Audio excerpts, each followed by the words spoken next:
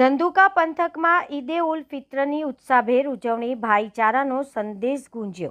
અમદાવાદ જિલ્લાના ધંધુકા પંથકમાં પવિત્ર રમઝાન માસ પૂર્ણ થતાં ઈદે ઉલ ફિત્રનો પાવન તહેવાર શ્રદ્ધા અને ઉલ્લાસ સાથે ઉજવાયો હતો।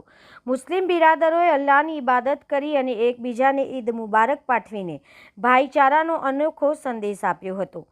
શહેર તેમજ તાલુકાના ગ્રામ્ય વિસ્તારમાં ઈદની વિશેષ રોનક જોવા મળી હતી। ધંધુકા શહેરની મસ્જિદો અને ઈદગાહોમાં વહેલી સવારથી જ નમાજીઓની ભારે ભીડ એકત્ર થઈ હતી।